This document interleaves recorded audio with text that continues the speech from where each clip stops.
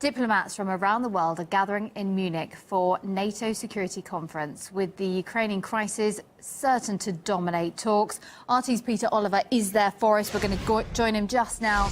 Hi there, Peter. So a lot at stake for today's meeting then.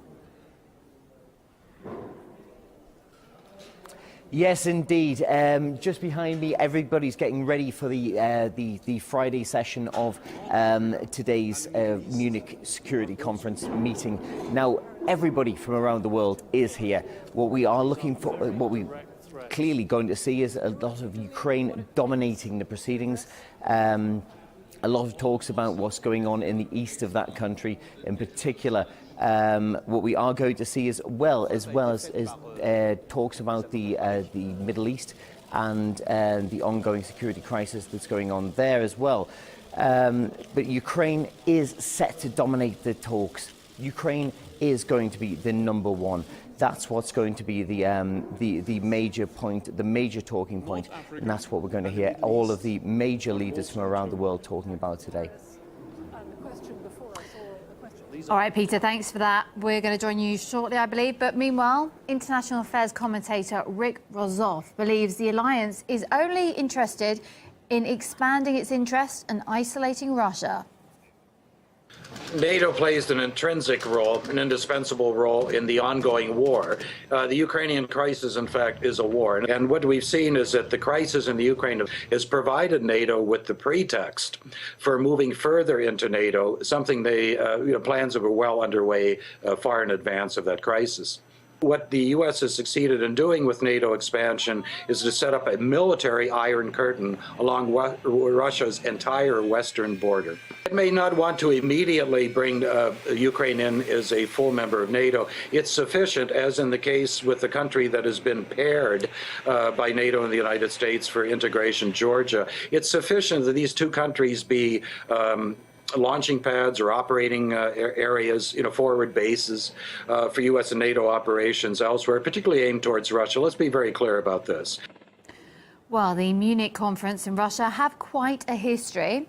It was founded in 1963 as a forum for NATO member states to discuss global security. But it wasn't until 1999 that Russia, a non-alliance state, was invited to the conference. It used the opportunity to warn NATO against further eastward expansion.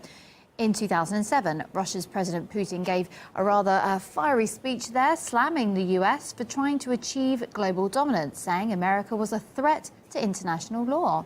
2 years later, the US announced it was changing its approach to Russia, extending a symbolic reset button in order to start new and better relations. Fast forward to today, and the Ukrainian conflict dominates the Munich conference, with NATO blaming Russia and planning new bases further east.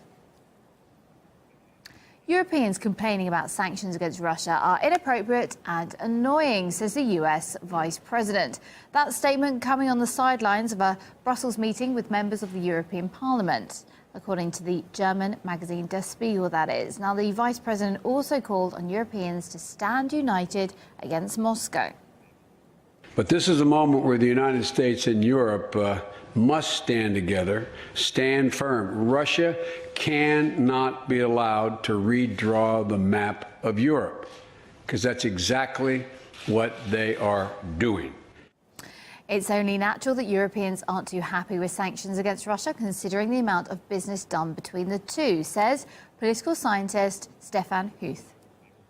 There's a gap between German, one line of German politics and the other, which is very closely linked to the USA, to what Washington wishes to attempt in the eastern part of Europe, and the other part of German capital, so to speak, which is interested in making good business with Russia. They've got investments averaging 25 billion euros. They are sort of a hostage to Merkel politics, and Merkel obviously is very closely linked to what Washington wishes to do. Surveys show that 18% of Mittelstand, sort of small business, are suffering severe damages from the sanctions. So this sort of the boomerang effect.